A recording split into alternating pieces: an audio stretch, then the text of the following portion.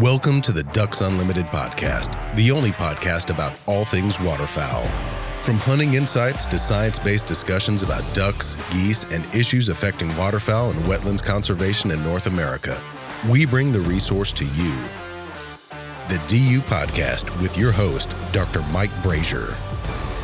Today we have a return guest on the show, Dr. Mike Schumer, the waterfowl ecologist and assistant professor at the State University of New York, College of Environmental Science and Forestry.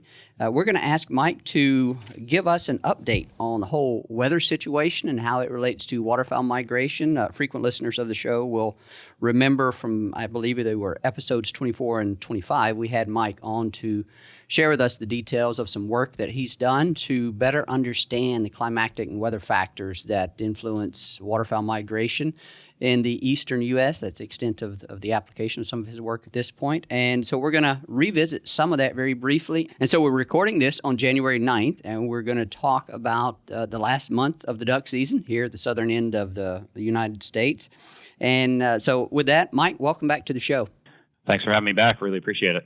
So, Mike, on the previous episodes where we had you as a guest, you got into a lot of detail of the Weather Severity Index, what its components are, and how you and your research partners and colleagues have used that information to give us a better understanding of these weather factors that are going to be influencing migration. You've actually, part of this is you create, I think, weekly projections based on what you're seeing with weather forecast of how ducks should be moving in and out of certain locations in the eastern U.S. So I guess at a high level for folks that didn't or haven't yet listened to those episodes, maybe give us a 2-minute, 3-minute sketch of that work and what this Weather Severity Index does and how you apply it.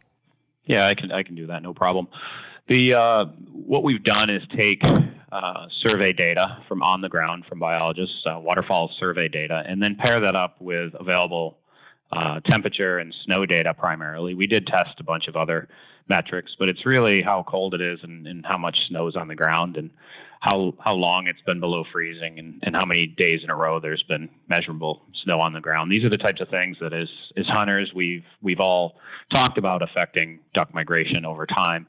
But we actually quantified that and put that into a number where at some threshold of severity of weather is, it got so cold for so long and there was so much snow for so many days. We get a threshold where we start to get a decreasing number of ducks at a certain location. And this is focused specifically on dabbling ducks. We built it originally for mallards, and then we added the other suite of dabbling ducks in the Mississippi in Atlantic flyways. And so we can pull weather data from the internet for any given location, and we can really determine to what extent you should be seeing increasing numbers of ducks. And the big one that we can predict pretty well is when your birds start to leave. Of course, it's things other than weather, right? Disturbance also affects birds locally, and as well as sometimes larger scale movements, as well as landscape level flooding. Sometimes we get really cold weather, but we still have landscape level flooding from rivers, and so ducks will stick around. So it's a large scale, at the flyway scale. It's a pretty good measure of the relative location of ducks at any given time during the hunting season from October to the end of January, depending upon what latitude you're hunting at. Mike, I want to talk now big picture about what we've seen thus far this hunting season with respect to waterfowl migration, the timing and intensity of it, and its in sort of intersection with our weather patterns. And I guess I'll just introduce this by saying that most folks in the eastern U.S. will certainly be familiar with the strong cold outbreak that we had. I believe it was in early November, and how that had folks pretty excited. I think it moved some birds out of northern latitudes at a rate faster than what some of the mid-latitude folks would have appreciated. But it created some opportunities at southern latitudes. But things have kind of become less exciting since then. We've had some rather stagnant weather patterns, and I think what I'll ask you to do right now is just speak about that in general terms. What have we seen? Again, big picture here.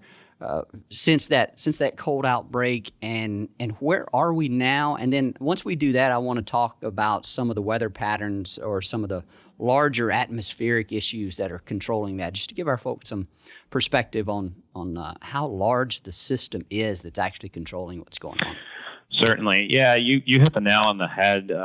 We did have some really good cold outbreaks early. A lot of our what I call early migrating dabbling ducks. So that's really your ducks other than mallards and black ducks, right? Those birds, those early dabbling ducks on those cold fronts moved out in pretty good numbers and relatively early. Our hunting here in the Great Lakes region in a lot of locations kind of came to a screeching halt as our deer seasons came in, as our marshes iced up. And it seemed to be a lot of reasonable success for folks during that period.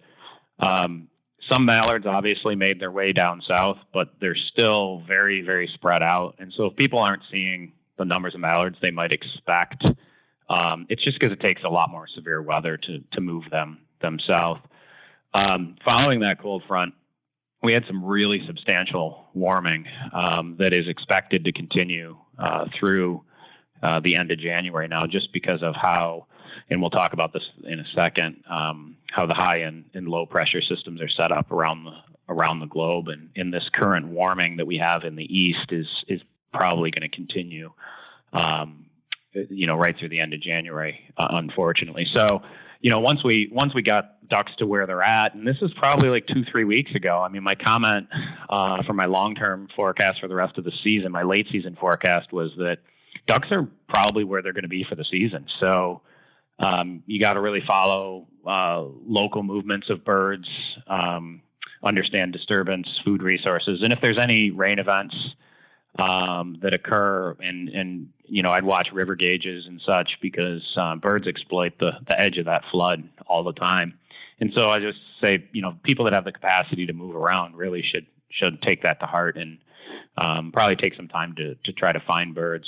Just going back to the same old location without doing your homework is probably going to be a lot less successful on a year like this, where birds now have been pressured for months and they've been in the same location, and they're pretty smart at this point. So it's useful and tempting and natural to want to draw some comparisons to last year with respect to our hunting success and what we've seen with birds, because my feeling is that, and my recollection is that kind of what we saw last hunting season, is very similar to what we're seeing this year, at least at these southern latitudes.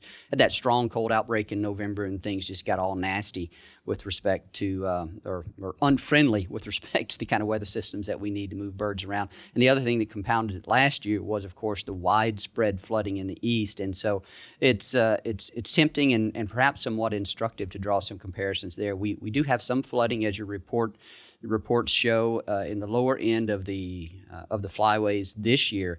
But I think last year that flooding was much more widespread throughout the southern portion and mid-latitudes of the eastern U.S. So can't help but think that that's having an effect as well. My sense, Mike, is that from talking to people around in the southern and mid-latitudes of the Mississippi Flyway, and even Atlantic Flyway and perhaps Central Flyway a little bit, is that things have been pretty well hit and miss. There have been opportunities for people to get into birds, but it certainly hasn't been long-term sustained success. There's good days. There's certainly really bad days, and people are looking for opportunities when there's some wind to help move birds around. But overall, in this kind of mild pattern that has set up, it seems to be really hit or miss. But that's a better alternative than just all miss, which is certainly what it seems like we had last year. And I do believe there was a pretty strong effect of that widespread landscape flooding. That's kind of what we suspected was the case last year. And initial reports kind of bear that out, at least in terms of what we're hearing from hunters. How have things shaped up for you? And it's what I've described. Is that generally the way you've heard about it as well? Well, that's exactly what I've heard. And lots of times we like to go to our own perspective and our own experiences and think that that's kind of what's going on at the landscape scale. So I'll pull that one myself here. I had a phenomenal waterfowl season last year in central New York. We had large scale river flooding, and it was one of the better seasons we've ever had. Flooded fields and flooded timber. I mean, folks don't think about central New York as that type of hunt, but it can occur. So I had that this year as well, but I harvested about half of the number of birds. Our season closed on Sunday, and I hunted on Friday and Sunday in a grassed up layout boat. A setup that's been successful for me in the past, and I actually got 2 goose eggs. Those ducks had been there since mid-November. The early puddle ducks had moved out, and these were mallards and black ducks, and they had the whole thing figured out, right? Friday there was no wind, and they were spinner shy, they were call shy, and the decoys weren't moving enough, right? So it's not that there weren't birds in the air; it was just tough. So this is the hit or miss, right? An earlier thaw when the river flooded, we were getting limits of birds a couple weeks earlier. So there's a lot of on and off, and so do your homework. I think people do their homework, put their time in. The birds are spread out, right? I've talked with a lot of folks about that the Great Lakes is this place that could potentially hold a lot of ducks for long periods of time on warm years, and usually about 15% of the surface area of the Great Lakes is covered with ice by this point, and that's most of the shallow marshes and bays that would hold ducks. And right now we're only at about 2.5% ice at best, and we're going to hit 55 degrees and get 1.5 inches of rain, at least locally here on the weekend. So, those are the types of things that make conditions tough, especially when the birds are really not say halfway down the flyway. They're really spread out. So that results in that hit or miss type experience that you're talking about and that I've heard about and experienced personally this year.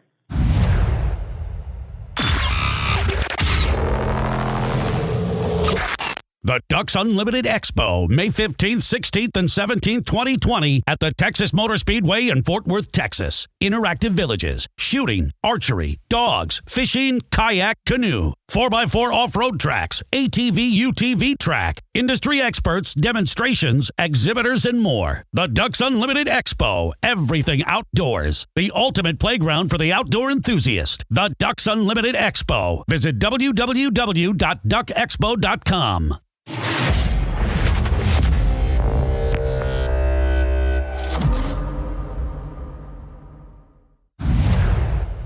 You've mentioned this a couple of times already, but I want to put a finer point on it. So let's look out a couple of weeks, and I don't think we're very optimistic for any significant cold outbreaks. But is there a chance? Are you seeing anything long term? And I follow some weather guys on social media, and I see they'll occasionally post a forecast that's 2 weeks out, but then I'll check it the next day and it's a completely different forecast in terms of these kind of atmospheric conditions that would set up to either be favorable or unfavorable for some cold outbreaks. But are you seeing anything 2 and 3 weeks out in any of these forecasts that would give us reason for optimism about some significant cold weather making its way south?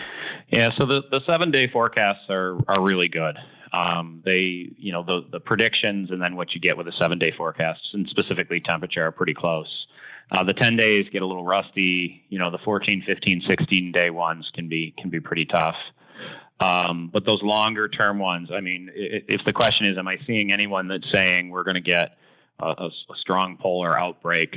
There's not any seasonal long-term climatologist that's really saying that's what's going to happen. This has been a tough year to make predictions for a variety of reasons, but unfortunately, the long term is for the relatively mild to continue, and that's we need to ensure that we're talking about the Mississippi and Atlantic flyway because folks out west have definitely seen really good cold this year and good movements of birds all the way to the Gulf Coast and Texas and things like that. So that's a whole nother beast over there, and they're getting the cold, and we're getting a really strong southern Gulf flow, kind of right up the Ohio, Mississippi, Ohio River Valley, and up through the Northeast as well. That's a good point, Mike, and thanks for drawing that out. I know early on there was really warm conditions out west. Folks were struggling, but it sounds like things have turned around for them, and they're getting some fairly cold weather. Is that what I hear you saying out west? Yeah, for sure. Cold enough, right, relative to what we have here. What we have here is pretty anomalous over the years. Yeah, and if folks are wondering, any of our listeners from out west or even in the Central Flyway, just want to reiterate from some previous episodes and discussions with Mike that you haven't yet assembled the data or done the work to develop weather severity indices and projections of migration out in those parts. It's thus far just been the primarily Mississippi and Atlantic Flyway, right? Correct. And the other thing that we're really hoping to do in the near future is extend it to diving ducks, and geese, swans, maybe even sandhill cranes for those folks that are interested in sandhill crane migration as well. So we've done quite a bit of work on this, but there's definitely more to get done that's going to be useful for waterfowl hunters and for conservation planning. Well, I look forward to seeing the results of that, so we'll stay tuned on that. And I want to transition to talk about some kind of big picture climatological patterns. And I'm way out of my league here, but I think we have this venue through which we can talk about things. And we mentioned this on previous episodes. We can talk about things in a bit more detail on a podcast than we can write about it. And so I want to take the liberty of doing that as it relates to the factors driving these large-scale weather patterns, and why haven't we seen a polar vortex disruption or outbreak of cold weather since November? So here, Mike, I'm going to give you an opportunity to share with us some of your meteorological expertise. And I guess the way I'll frame this up for you is talk big picture about what you look for when you're looking out at these 10, 14-day forecasts that would signal to you, okay, we might have a strong cold outbreak on the horizon. What are you looking for, and how do some of those controlling mechanisms operate? Yeah, and to be honest, I've spent a fair amount of time with colleagues that are climatologists. We've published several papers together and such, and they're a wealth of knowledge to help move forward what we've done. And I've gleaned a fair amount of information from them. And so when we go to look to make longer term predictions on what's going on, I consult them to a large degree, right? And they have their own web pages. They're much more, I think, convoluted than what we produce for waterfowl hunters. So we consult a lot with the climatologists that we work with and look at the pages they produce. But in simplest terms, it's a lot of what is creating these cold outbreaks is how high pressure and low pressure systems set up around the globe. And currently, so there's a little bit of a misnomer as far as the polar vortex, and that was the media a few years back when this term polar vortex came out, and they said, it's a strong polar vortex, so you're going to have cold. Well, the polar vortex is actually the circulation of cold at the poles that stays locked there. So a strong polar vortex is when you don't have a very wavy jet stream, and so all the cold air remains locked at the poles. And then when you get a polar vortex disruption, Mike, which is what you just referenced, that's when you get these wobbles in the jet stream, and you get cold air that pours out into the mid-continent and then into the northeast U.S. And lots of times it comes as a blob that extends down across the Dakotas and down towards Missouri and Memphis, and then moves over towards the northeast and along the mid-Atlantic coast and over towards Boston. And that has the capacity to bring a lot of snow with it, especially in the Great Lakes region, and the temperatures that would cause birds to move south.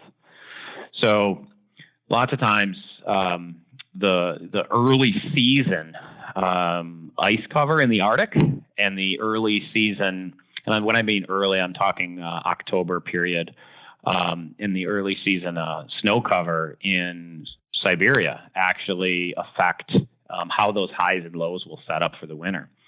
Open sea ice in the Arctic and air that is cold enough will create relatively early snow cover in Siberia, which creates a cold high. And the location of that high causes a pretty consistent disruption in the polar vortex, which leads to cold air pouring into the northeast region.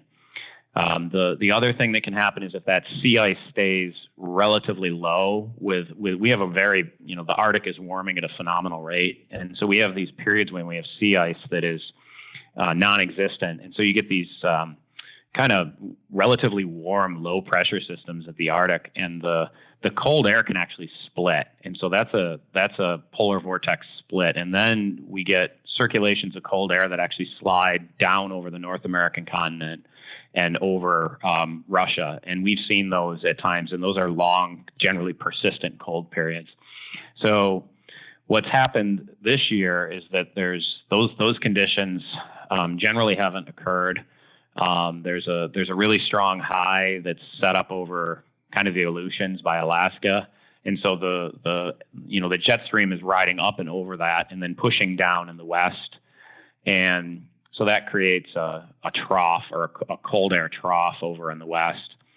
And the equatorial oceans are extremely warm right now. That's just generally an overall warm globe. And so what's happening is that to equilibrate these high and low pressure systems, we have warm air just streaming from the Gulf and as well as from the Pacific up through eastern North America, which is creating the system that we currently have. But the prediction for the rest of January is what's considered a strong polar vortex, or that cold air is going to remain at relatively high latitudes in the Arctic and not push down to us. This has been really informative for me because I have several questions come to mind here. Growing up, I never heard about the polar vortex disruption or polar vortex or anything. So maybe that's a relatively new term. I don't know. It doesn't really matter in the context of a conversation here. But that's not the only way that we get cold weather, and you've just referenced that. And so if I understand correctly, like when I look at the forecast, and look at the temperature gradients across North America right now, there's some really cold weather up in Canada, and it even is making its way down into the Central Plains states to some extent. But it's like it's not, because we get these like traditional cold fronts, just the way I, as a layman on the whole weather front, think about them. We have these cold fronts that move west to east, prevailing in North America, and those aren't necessarily associated with a polar vortex disruption, right? But it seems like what we're getting now is that they will kind of come down south a little ways, but then they won't quite get all the way down here to us. And do I understand this correctly? That's primarily a function of the strength of that jet stream and where it's set up, and some of the strong flow of Gulf moisture that you're talking about that's preventing it from coming down this far. That's what's happening. Well, so that's a very good question, and one of the things I will tell you is that the temperature of the globe and how ocean warming is occurring and how Arctic sea ice is generally decreasing is happening at so fast of a rate that it's unprecedented in anything that climatologists have models for.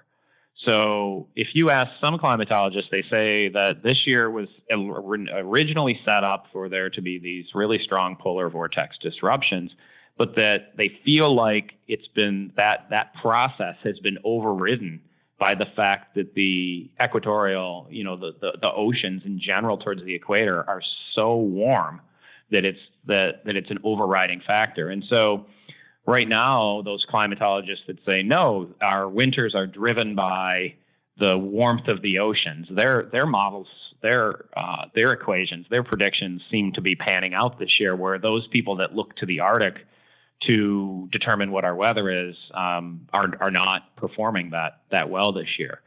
So I guess I'm going to dodge that question a little bit myself, because I'm primarily a waterfall ecologist, and that is a difficult question, because within the fraternity of climatologists, that is a ongoing debate as to what that driver is, and that's kind of what you were getting at. Is it a southern phenomenon, or is it a northern phenomenon? That's really the driver of our winter. Yeah, because if this jet stream, you talked about the trough that has occurred that's created in the west right now because of the high pressure system over the Aleutians. I believe I remember that correctly.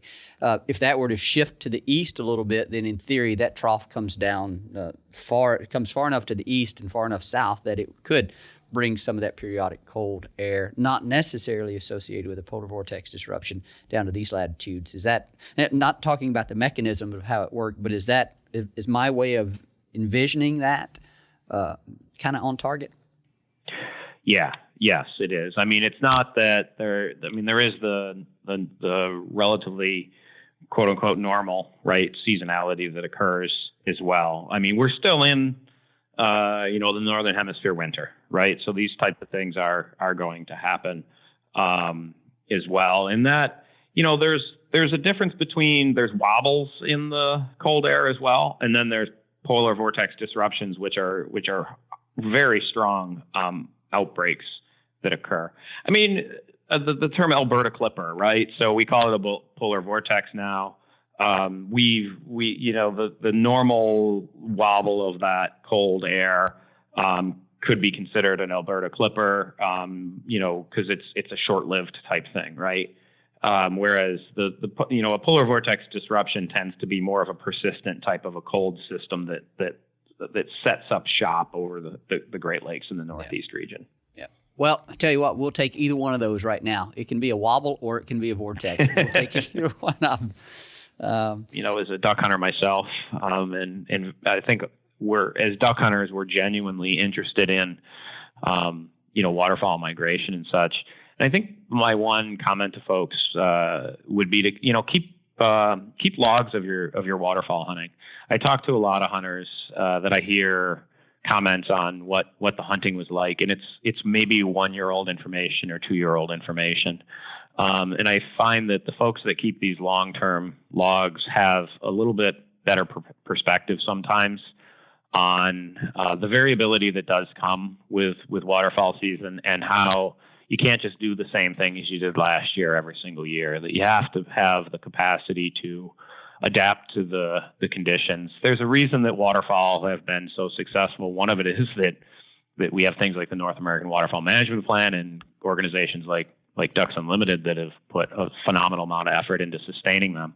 But these are also extremely adaptable animals that follow the resources.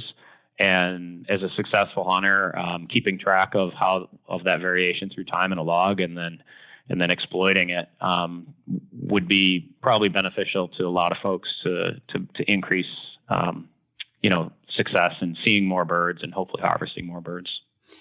Yeah, that's you've kind of touched on one of the things that I wanted to mention, and for sometimes it's helpful for me.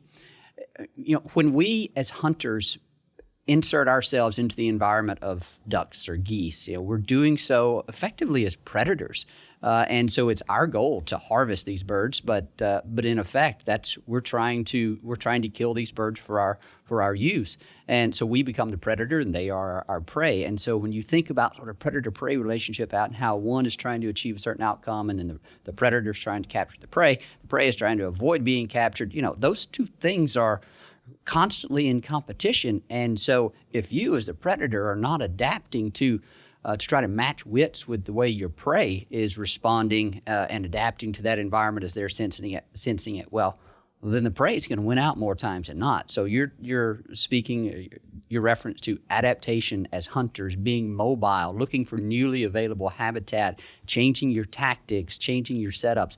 That all plays into this predator-prey dynamic, that when we as hunters enter into that habitat, into that environment, that's effectively from an ecological sense what we're doing and the way that the birds are perceiving it. So sometimes it's fun to think about it from that standpoint, and then there's probably some utility in terms of increasing our success rate when we do so think about it like that. That's the stuff that keeps me up at night right there. Mike, I thank you again for coming on the show. This has been some great information. It's always fun to talk with you about these weather issues, waterfowl migration. The more we learn, the more intriguing it is, the more questions we have. And we certainly don't have all the answers to them yet, but we're inching slowly towards a better understanding, and the work that y'all do is an important part of that. And as I've just described, we we can apply that to our pursuits of waterfowl in the field. And that's what really makes it interesting. And we're excited to be able to bring this information to our listeners, and excited to have you as part of this, Mike. So thanks so much. Thank you, Mike. Appreciate the opportunity. It's always fun.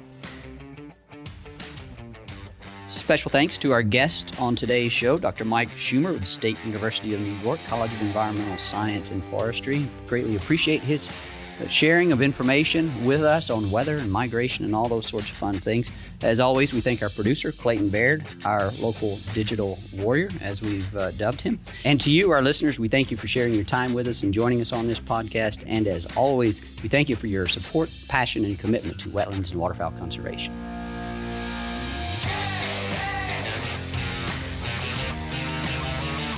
Thank you for listening to this episode of the DU Podcast. Be sure to rate, review, and subscribe to the show, and visit www.ducks.org/DU Podcast for resources based on today's topics, as well as access to more episodes. Opinions expressed by guests do not necessarily reflect those of Ducks Unlimited. Until next time, stay tuned to the Ducks.